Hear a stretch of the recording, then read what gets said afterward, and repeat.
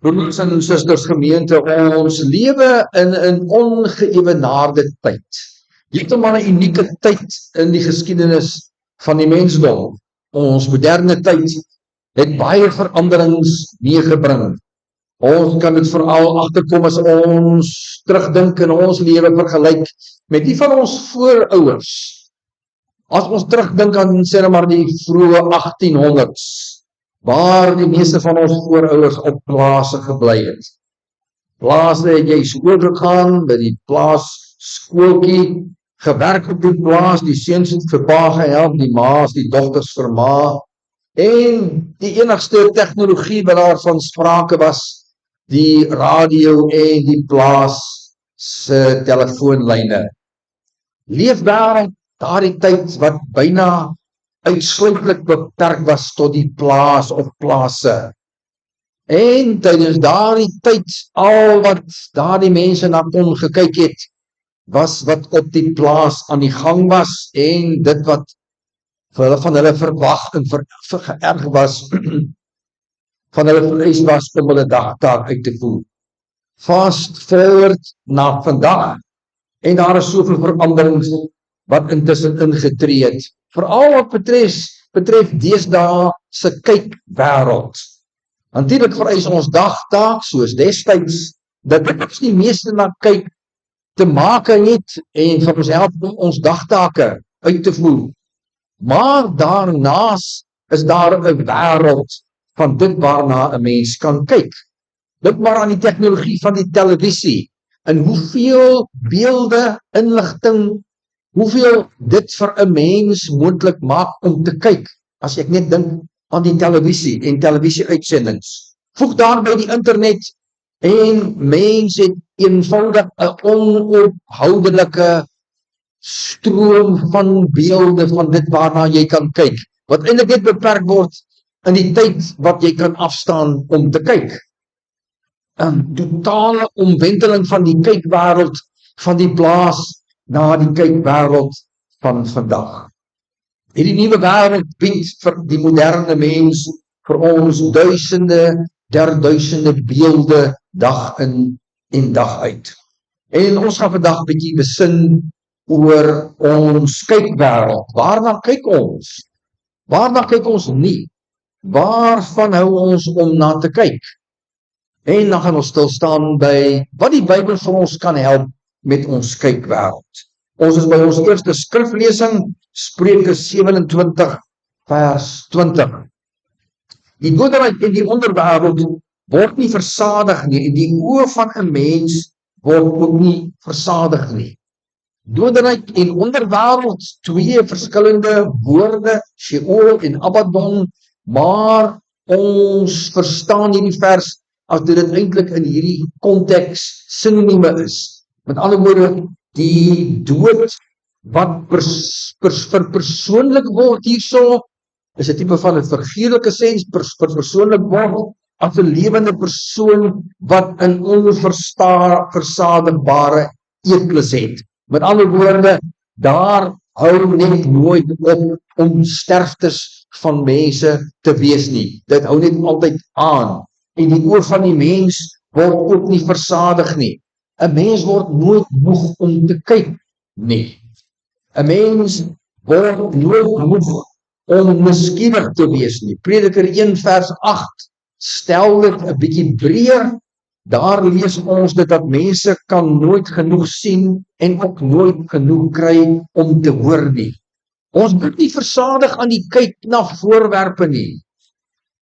Ek weet nie van iemand wat iemand moet doen om na 'n TV-skerm of 'n TV-program te kyk nie. Dis nou te sê as jy daarvan hou.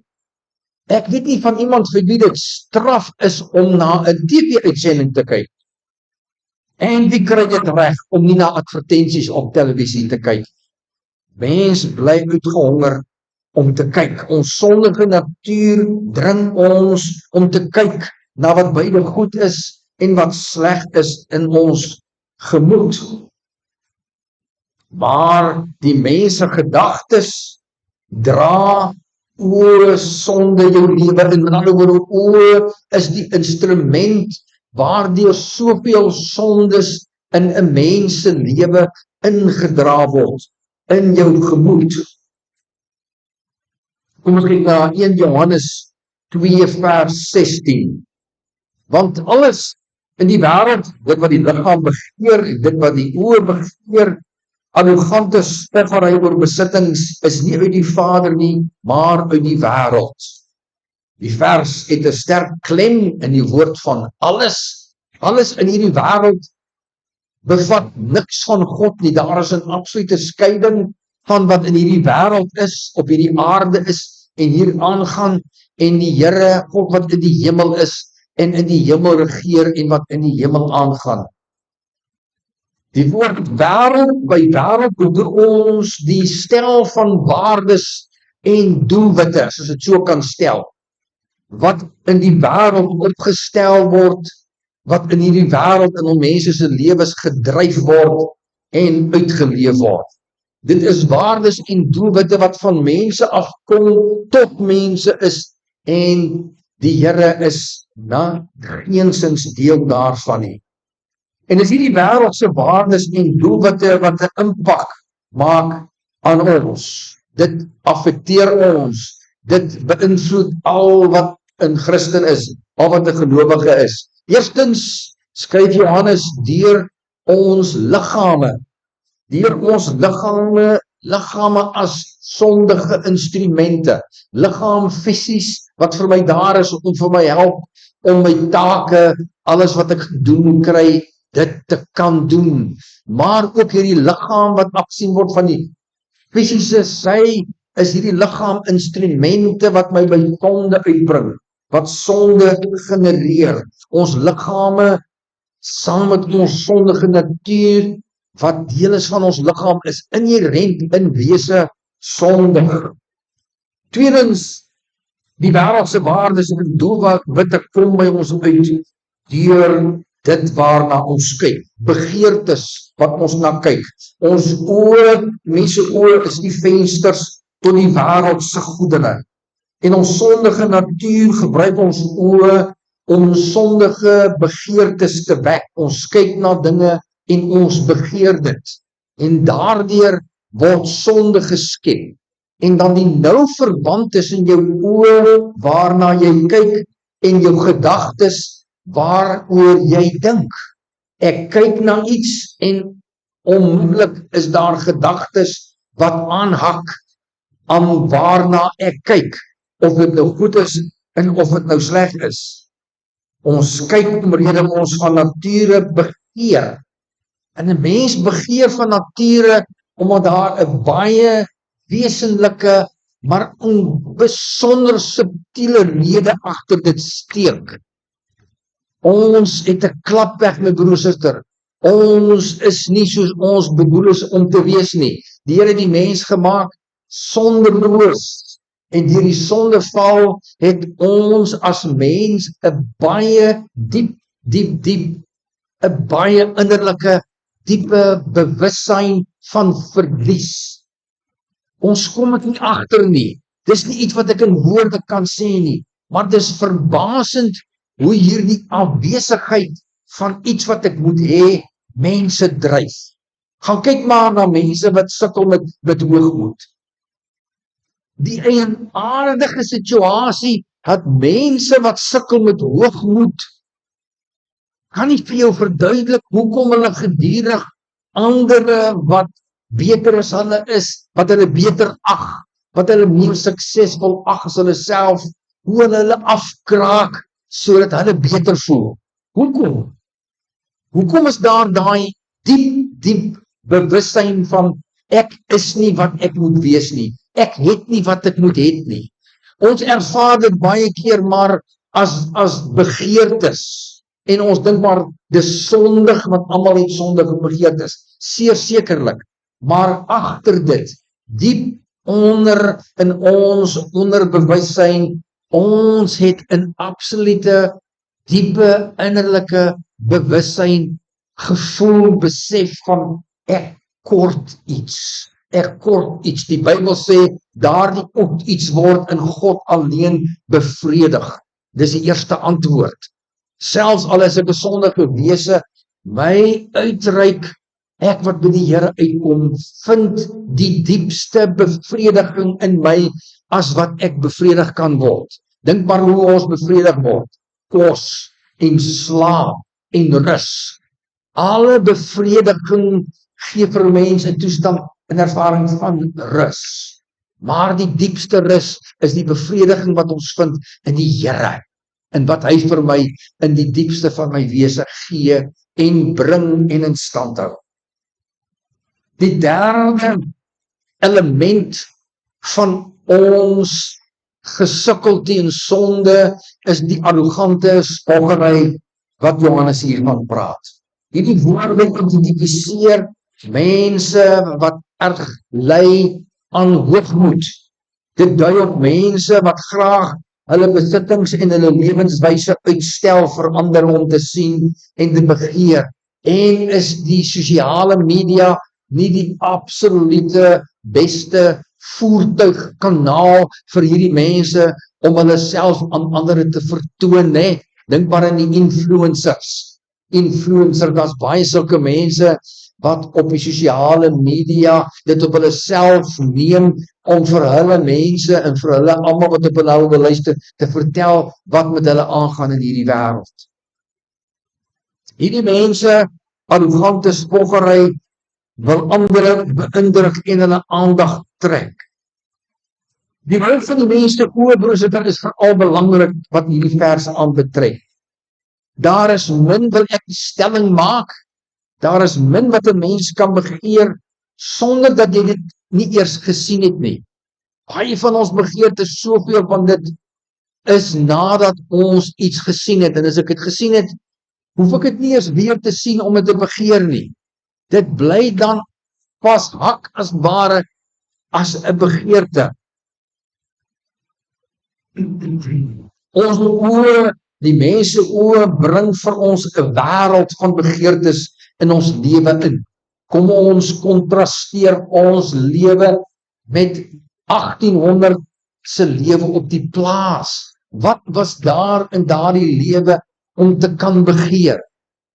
Daar is niks of byna niks van dit wat ons 'n oorvloed van het om te kan koop wat bestaan het destyds nie. Daardie mense het 'n basiese bestaanslewe gelewe.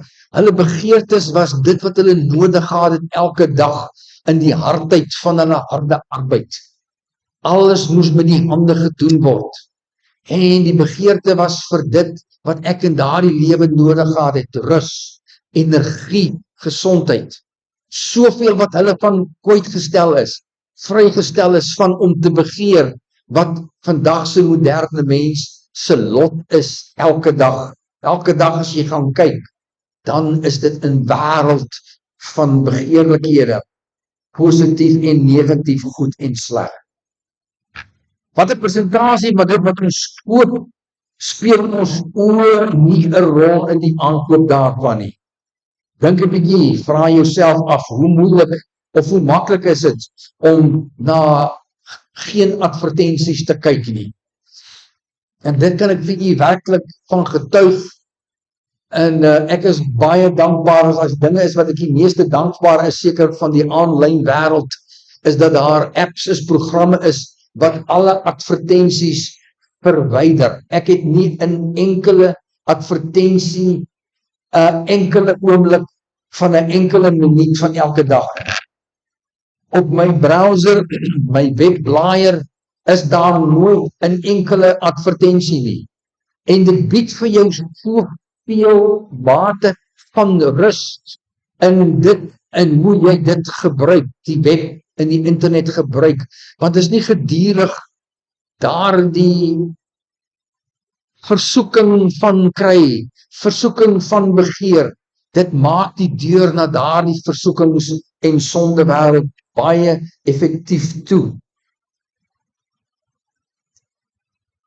Ons is by die laaste gedeelte waar ons gaan stil staan vanoggend, ons het in Matteus 6 vers 22 en 23. Die oog is die lamp van die liggaam. As jy oog bymer is, sal jou hele liggaam verlig wees, maar as jou oog boos is, sal jou hele liggaam donker wees.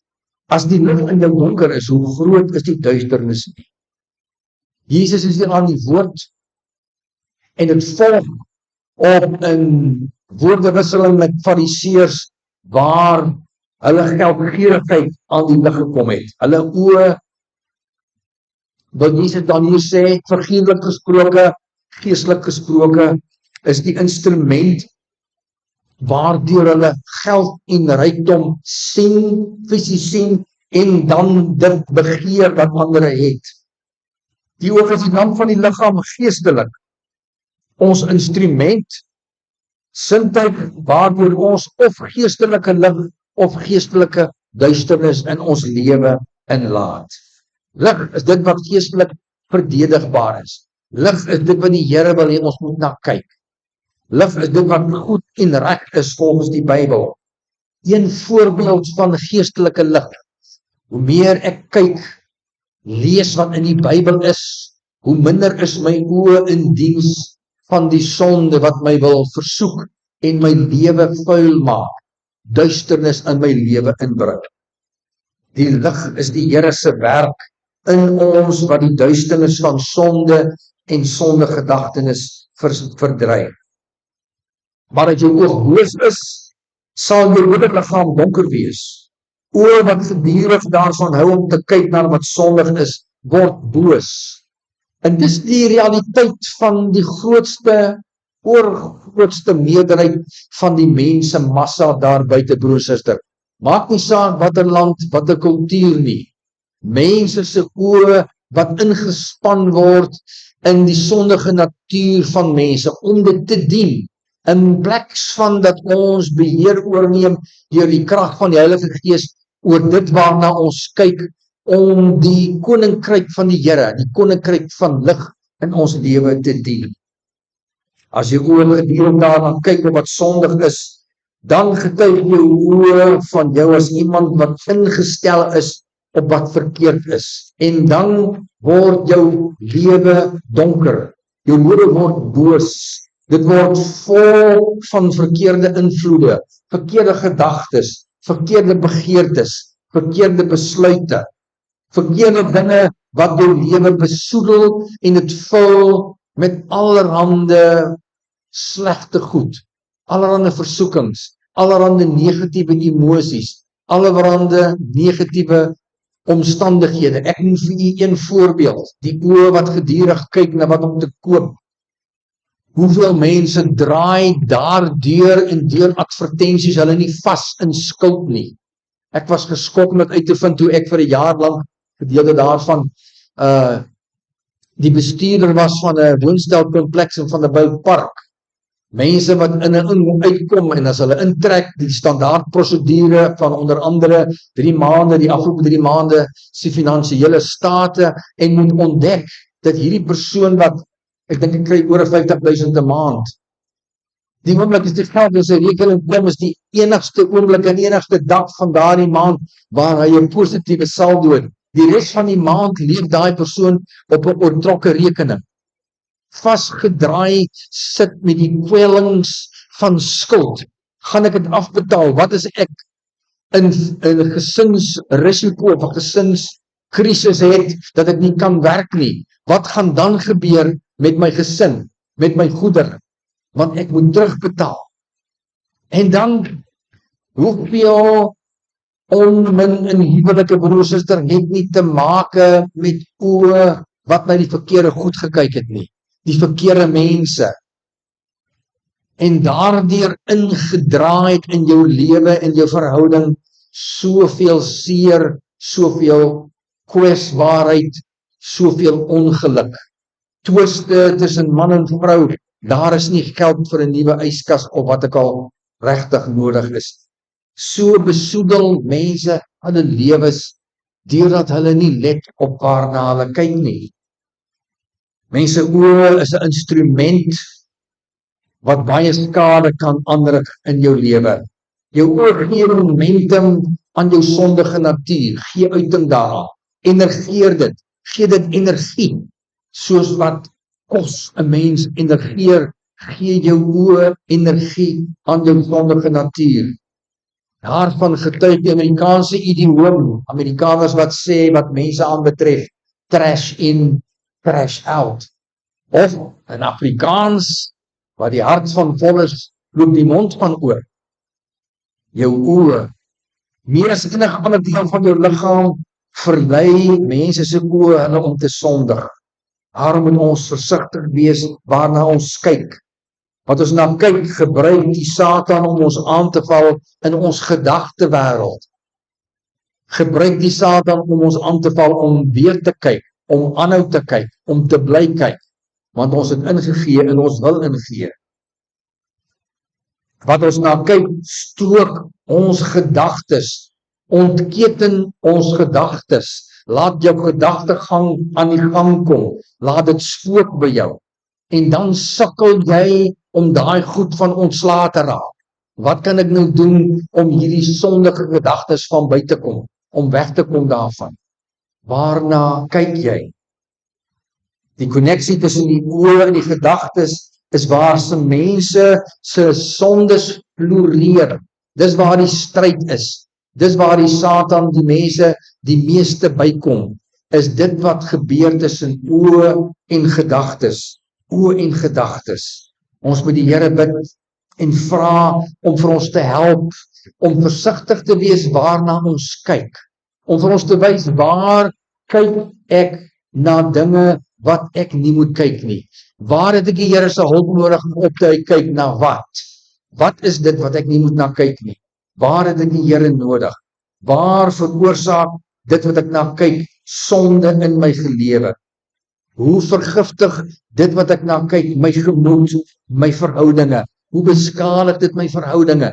Hoe maak dit ons verhoudinge word van stilte? Verhoudinge word van weersin. Verhoudinge word, gedagtes word, stille gedagtes van 'n huwelik wat besig is om te verbrokkel. Jou oë maak jou of lig, of jou oë maak jou donker van sonde en die gevolg van sonde. Amen. Hemelse Vader, Here, geen tyd van die bestaan van die mens op hierdie aarde nie, Here, is dit die moeilikste ooit om nie te kyk na wat verkeerd is. Tegnologie, ons lewens, ons ontspanning voed ons met beelde by die duisende, aan oë wat net nooit boeg word om te kyk nie, aan oë wat mens ons sondige natuur, Here, nie wil wegkyk nie, aan oë wat ons uitbring by ons sondige natuur se lekker van sonde, en die skade wat dit aanrig. Here, ons het U nodig om vir ons te help om beheer te neem deur U Gees se krag oor waarna ons kyk, om vir ons te help en te herinner om nie te kyk na daardie gedurende voer van advertensies wat vir ons altyd in versoeking is op bly, dat ons daardie deur kan toemaak, dat U vir ons sal help, Here, in ons lewe, dat ons sal kyk na wat lig is, die lig van U woord, die lig wat gebed in ons lewe inbring, die lig wat U in ons lewe skep en in stand hou deur die werk van die Heilige Gees. Dankie dat ons U daarvoor kan vra en dat U Gees onder verwyd. Ons bid en vra dit in Jesus se naam. Amen.